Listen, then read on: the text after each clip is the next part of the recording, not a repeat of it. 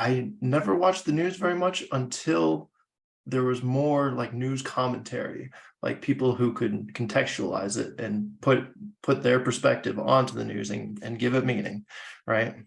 Yeah, I mean, that's exactly really what occurred. We get really this kind of almost, I almost describe it in some of my work as a renaissance of journalistic storytelling, mainly due to digital taking up the. And I'll put it this way: digital steps up to the plate and answers the question to all of those people who were fearing that we were in a state of narrative deprivation. Okay, and this was in the early 2000s. I remember it really well. Like, oh my God, no one's reading anymore. Oh my God, the internet is going to kill narrative. Like, right? We're done with narrative because headline driven news is so truncated, it's so short, it's so brief, and people's attention is shrinking more and more. And the studies are showing, oh yeah, attention span is not only 7 minutes, it's like 30 seconds now, right? And everybody's blaming video games, and right, you just blame anything in pop culture now, and now you're seeing, well, we've lost narrative as we know it. And narrative is the connection to our deepest connection to our humanity. And so, wow, we're going to hell in a handbasket, right? And so, yet that was like the early 2000s. I think there was a point to be made there, and a lot of folks were very concerned. And then around 2000 or so, suddenly a lot of news organizations have started to say, hey, we can tell long stories, right? And people won't go away, right? A lot of it was, oh, that's boring, right? The longer it is, the more boring it is. Well, hold on. There's something called the deep dive in journalism, and that can be a captivating ride if you do it right. And if you do it through the medium, right, that's going to really capture people's attention and draw them in. And that's where we get the New York Times with Snowfall, this story about a bunch of skiers in the backcountry of Northwest Washington who got caught in an avalanche, and a couple of them died.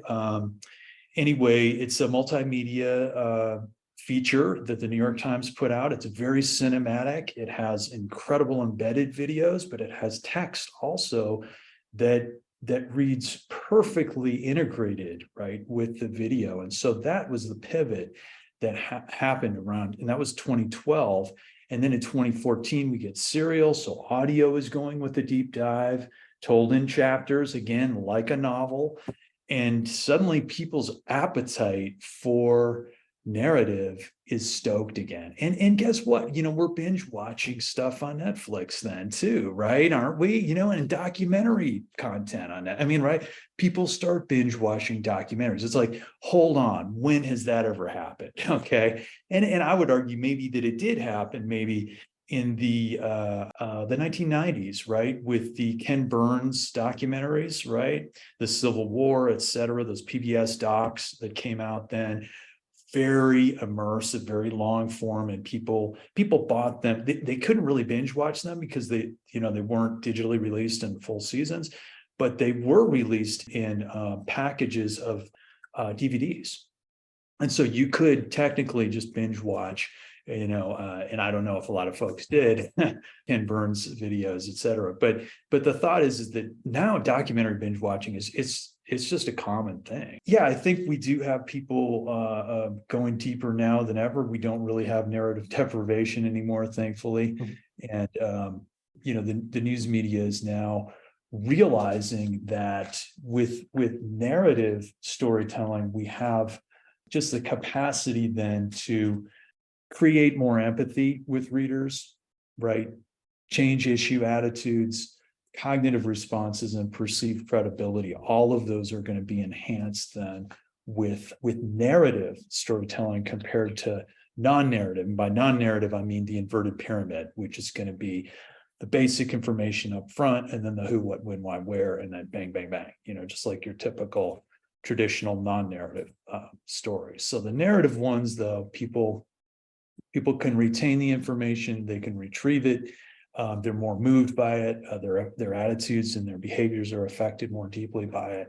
It's the game changer, and I think that people like Nicholas Carr, who was a Boulder guy, as a matter of fact. He lived up in Pine Brook Hills for a long time. I think he might still.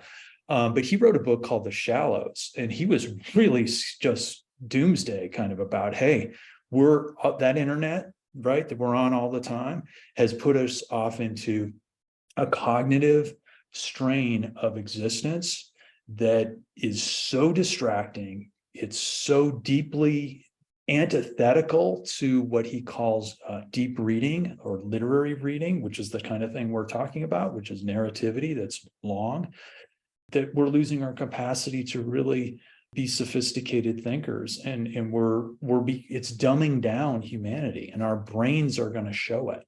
And he goes into some brain science to try to prove that. And it's called The Shallows, his book is. And so I've written an article countering that and saying that, we've actually moved beyond the shallows, and even things like Twitter can actually foster intellectual culture, right? By virtue of having maybe reading groups about David Foster Wallace's novels, incredibly sophisticated content, but it's a Twitter group. Okay. So the medium is not dumbing down Wallace. It's actually fostering deeper understanding of Wallace, because people aren't going to just stay on that medium. They're going to use it, right, as a way to then plunge into deeper waters, so to speak, if you use the metaphor of the deep sea diver, and go down below, as opposed to what Carr says, which is to stay on the surface like some jet skier manically zipping around, without really stopping and focusing on one thing very deeply. So yeah, I think Carr needs to be revised. You know what I mean? I think he had a point though from the early 2000s, but I think we've got media now. And again, one can look at streaming video, one can look at long form podcasts, like the one we're doing right now, and deep dives, which really have the bigger impact on audiences. Yeah, I agree. There's definitely the opportunity to go deep, but you do also see people getting stuck on the jet ski and just zipping around everywhere, right? And so For sure. it is a problem, but it's a fixable problem. It's not a problem with the media per se, but just the way we interact and engage with it.